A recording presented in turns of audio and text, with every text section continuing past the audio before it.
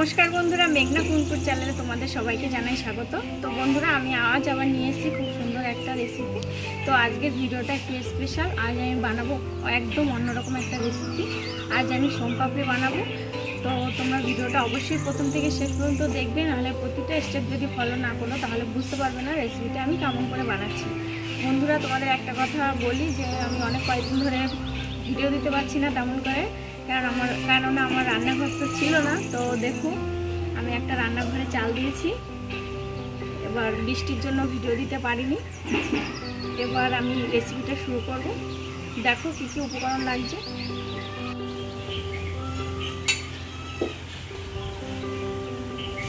উপকরণই হয়ে যাবে, কিন্তু একটু ধৈর্য নিয়ে কাজটা করতে হবে। তো এবার দেখিয়ে নিচ্ছি কী কী লাগছে। দেখো, চিনি নিয়েছি আমি 200 গ্রাম, ময়দা 100 গ্রাম নিয়েছি, আর বেসন নিয়েছি 50 গ্রাম, আর লাগবে ঘি, আর একটা লেবু নিয়েছি। এবার আমি রেসিপিটা শুরু করব। প্রথমে বেসনটা আর ময়দাটা চেলে নেব, কারণ বেসনের ময়দার মধ্যে পোকা থাকতে পারে, তার জন্য আগে চেলে নেব।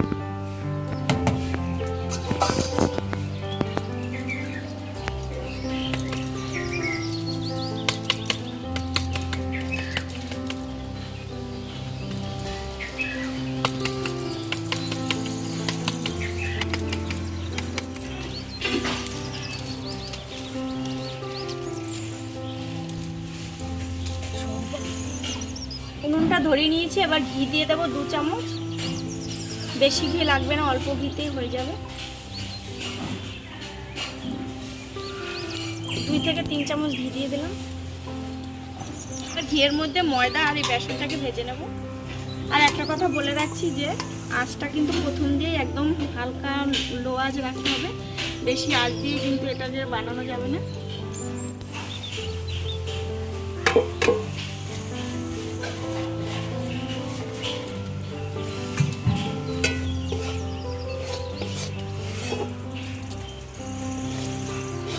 এবার এটাকে আমি খুব হালকা আঁচে ভালো করে ভেজে নেব।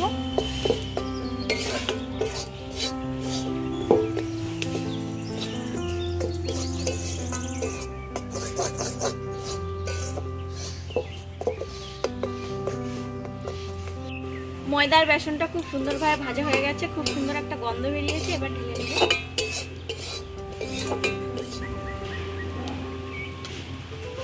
দেখো, আমি বড় থালা নিয়েছি, এটার মধ্যে ঢেলে নিয়েছি। এরকম বড় পাত্রেরই দরকার হবে সোনপাপড়িটা তৈরি করতে।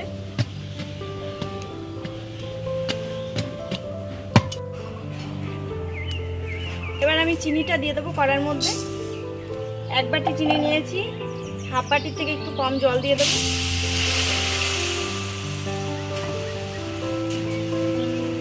এটা কিন্তু একদমই নাড়াচাড়া করা যাবে না, চিনিটা গলবে, তারপর আমি নাড়া দেবো। আর এর মধ্যে দিয়ে দেবো এই যে লেবু নিয়েছি, এই লেবুটা কেটে রস দিয়ে দেবো 1 চামচের মতন।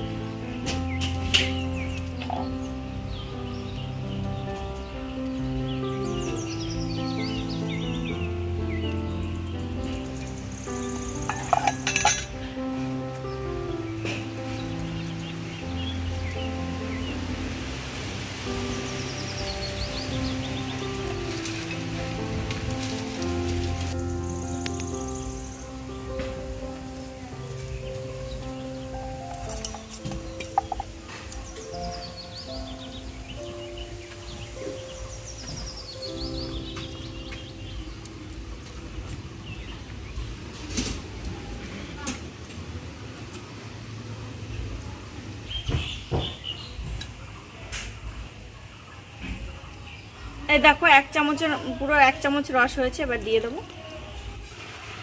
দেখো, চিনিটা খুব ভালোভাবে গলে গেছে। এবার আমি একটু নেড়ে চেড়ে নিলাম। আর এর মধ্যে লেবুর রস দেওয়ার একটাই কারণ, যে চিনিটা এটা দিয়ে ক্যারামেল তৈরি করতে হবে চিনির, তাই এটা জমে যাবে না তাড়াতাড়ি, তার জন্য লেবুর রসটা দিয়ে নেওয়া হয়েছে। লেবুর রসটা কিন্তু দিতেই হবে, এটা না দিলে সোনপাপড়িটা হবে না। এবার আমি ঘন করে নেব আরেকটু জাল দিয়ে। এই থালাটার মধ্যে আমি চিনির ক্যারামেলটা ঢালবো, এর জন্য এটার মধ্যে আমি তেল লাগিয়ে নিয়েছি ভালো করে, সাদা তেল। দেখো, আমি বাটির মধ্যে জল নিয়ে নিয়েছি, এটার মধ্যে চিনির রসটাকে ফেলে দেখব তৈরি হয়েছে নাকি। এই যে এটা এরকম পর্যায়ে হয়েছে, এইভাবে হলে হবে না, আরেকটু এটাকে শক্ত করতে হবে। পরে আমি আরেকবার চেক করে দেখব।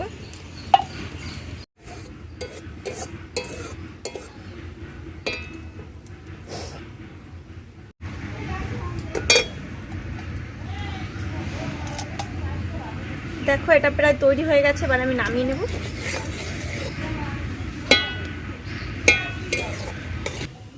এবার ক্যারামেলটা থালার মধ্যে ঢেলে নেব, যেটার মধ্যে তেল মাখিয়ে রেখেছিলাম।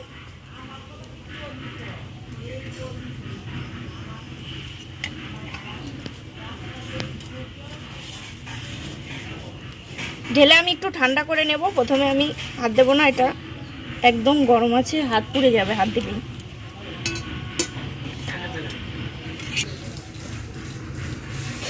এই ক্যারামেলটাকে আপনারা জলের মধ্যে রেখে ঠান্ডা করে নিতে পারেন, কোনো পাত্রের নিচে জল রেখে, কিন্তু এটাকে কিন্তু ফ্যানের হাওয়ায় একদমই আনা যাবে না, তাহলে কিন্তু আর সোনপাপড়িটা তৈরি হবে না। আমি একটু এমনি ঠান্ডা করে নিচ্ছি। দেখো আমি ক্যারামেলটা একটু ঠান্ডা করে নিয়েছি, এবার এক জায়গায় জড়ো করে নেব। এই কাজটা একটু গরম গরম করতে হবে, ক্যারামেলটা একদম ঠান্ডা হয়ে গেলে তাহলে কিন্তু আর হবে না।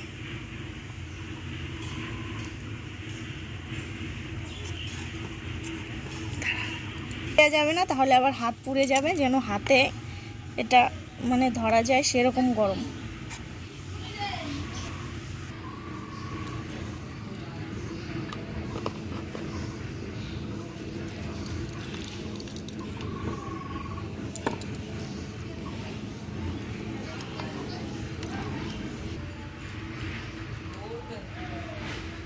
ঠিক আছে,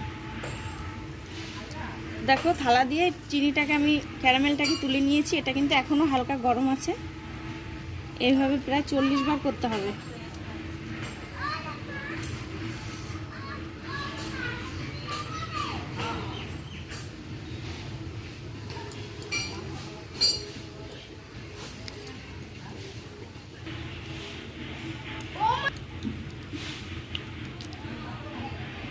দেখো এটা প্রায় সাদা হয়ে গেছে, এবার দুটো মাথা আমি এক করে জয়েন করে নেব এইভাবে। এবার এই বেসন আর ময়দার মিশ্রণের মধ্যে দিয়ে দেবো।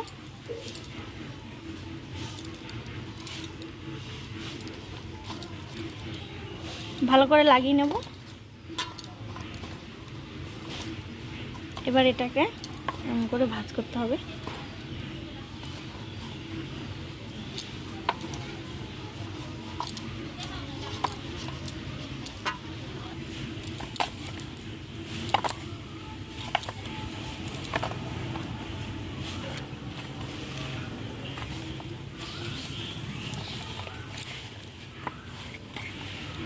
এটা যদি আপনারা একা না করতে পারেন, বাড়ির কিন্তু কারো সাহায্য নিয়েও করতে পারেন, কিন্তু আমি একা একাই করছি।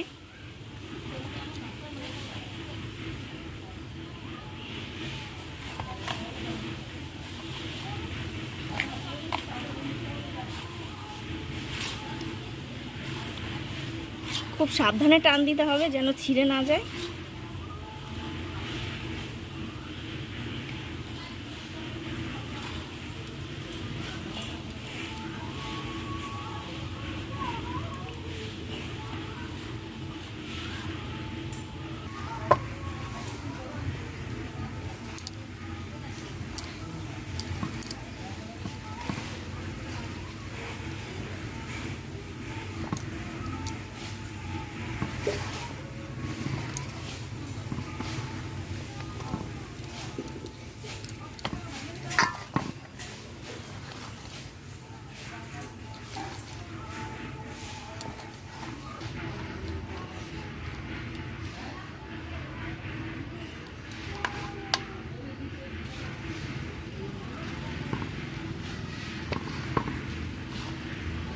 দেখো বন্ধুরা কি সুন্দর সোনপাপড়ি তৈরি হচ্ছে।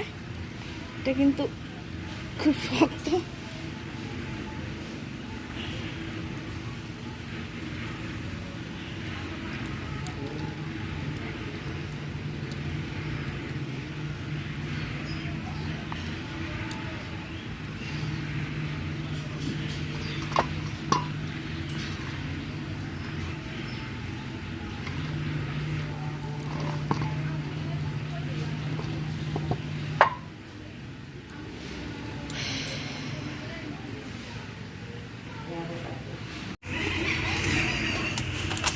দেখুন বন্ধুরা, পারফেক্ট সোনপাপড়ি তৈরি হয়ে গেছে। নিজের হাতে যে এত সুন্দর সোনপাপড়ি বানাতে পারবো কখনো ভাবিনি। দেখুন একদম দোকানের মতন। এবার আমি এই বক্সের মধ্যে কিছু ভরে নেব। এর জন্য আমি এই যে আমন্ড বাদাম কুচি করে কেটে নিয়েছি, বক্সের মধ্যে দেব।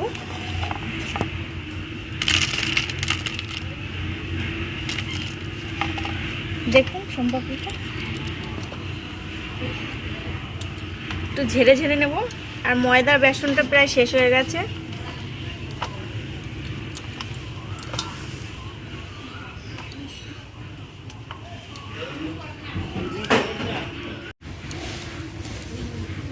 বেশি চাপাচাপি করতে হবে না, এইভাবে রেখে দিলেই হবে, সেট হয়ে যাবে।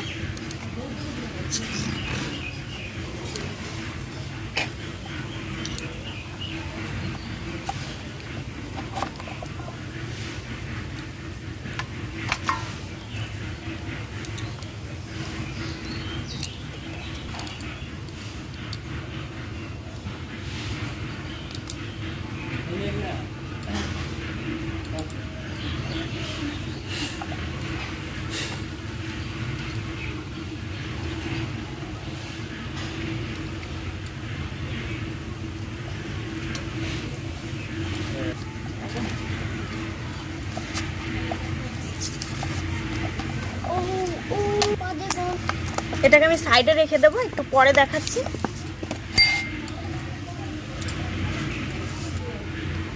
বাকিগুলো আমি বাটির মধ্যে বানিয়ে নেব গোল গোল করে।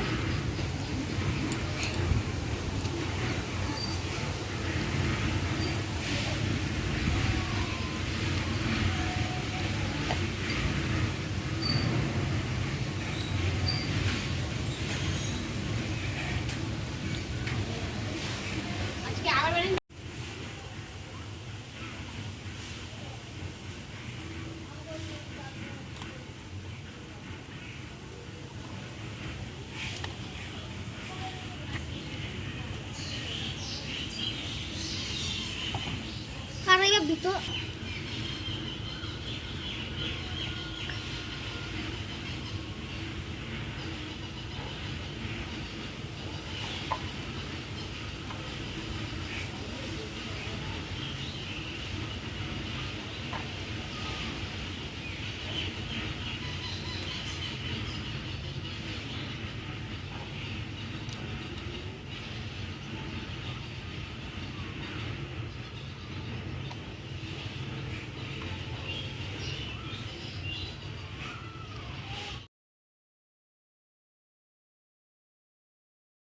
খেয়ে দেখবো সোনপাপড়িটা কেমন হয়েছে।